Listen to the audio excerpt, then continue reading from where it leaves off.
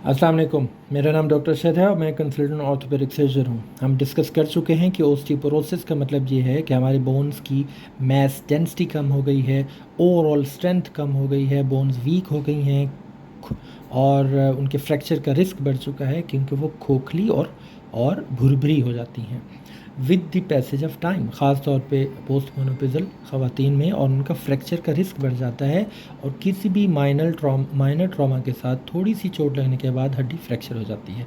आज की वीडियो में हम डिस्कस करने जा रहे हैं कि कौन कौन से मोस्ट कॉमन ओस्टियोपोरोटिक बोन के फ्रैक्चर्स होते हैं जो कि हम यूजुअली अपनी क्लिनिकल प्रैक्टिस और रूटीन में देखते हैं और उनसे हमें कैसे बचा जा सकता है, और ख़ास तौर पर जो वर्टिब्रा हैं यानी कि हमारे कमर के मोहरे हैं उनका ओस्टियोपोरोसिस की वजह से कैसे फ्रैक्चर होता है और उनकी वजह से हम क्या रिज़ल्ट निकलता है।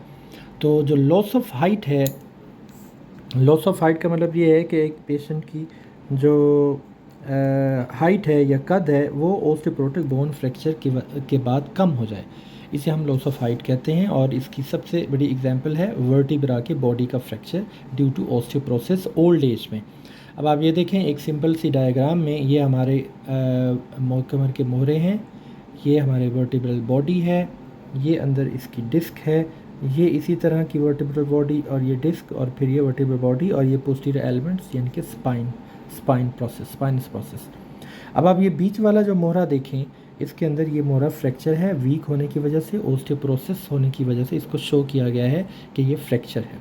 अब जब ये फ्रैक्चर कोलैप्स या कंप्रेशन पैटर्न में या वेजिंग पैटर्न में जब वर्टिब्रल बॉडी का ड्यू टू ओस्टियोपोरोसिस फ्रैक्चर हो जाता है तो ये एक वेज शेप में आ जाता है। वेज शेप का मतलब ये है कि आगे से इसकी जो एंटीरियर हाइट है वो कम होती है और पोस्टीरियर से इसकी हाइट ज़्यादा होती है। तो एक वेज शेप में जब फ्रैक्चर आ जाता है ड्यू टू ऑस्टियोपोरोसिस तो ओवरऑल जो स्पाइन के ऊपर इसका इफेक्ट निकलता है वो है जैसे हमारी कमर के अंदर काइफोटिक जो कर्व है वो बढ़ जाता है।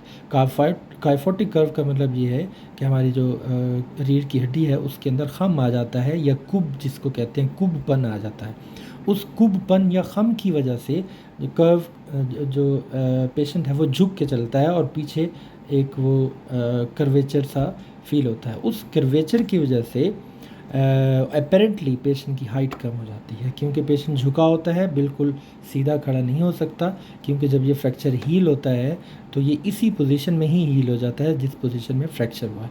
अगर कंप्रेशन में फ्रैक्चर हुआ है तो कंप्रेशन में ही हील हो जाएगा और जब पेशेंट झुक के चलेगा, कुब निकाल कर चलेगा, और जिसकी वजह से ऐसा महसूस होगा कि इसकी जो हाइट थी वो पहले से कम हो गई है। तो ये जो ओस्टियोपोरोटिक बोन फ्रैक्चर्स हैं मोस्ट कॉमनली हमें स्पाइन के अंदर, वर्टिब्रा के मोहरों के अंदर ही हमें देखने को मिलते हैं ओस्टियोपोरोसिस की वजह से। इसके अलावा हमारे पर ट्रॉक एरिया यानी कि हमारे कूल्हे की हड्डी का फ्रैक्चर हो सकता है, बाजू की कंधे वाली बोन का फ्रैक्चर हो सकता है, कलाई वाली हड्डी का फ्रैक्चर हो सकता है। अगर हम इन ओस्टियोपोरोटिक बोन फ्रैक्चर से बचना चाहते हैं तो हमें वो तमाम मोडेलिटीज़ यानी कि non pharmacological and pharmacological treatment को अडॉप्ट करना होगा।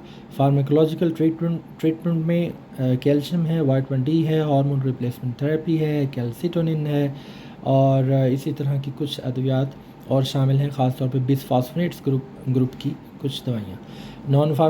नॉन फार्माकोलॉजिकल ट्रीटमेंट में ओस्टियोपोरोसिस को अगर हम ट्रीट करना चाहते हैं तो हमें फ़िज़िकली एक्टिव रहना चाहिए और एक्सरसाइज रेगुलर करनी चाहिए। डाइट में कैल्शियम और विटामिन डी का इस्तेमाल ज़्यादा करना चाहिए। डेयरी प्रोडक्ट्स ख़ास तौर पे दूध का इस्तेमाल ज़्यादा करना चाहिए।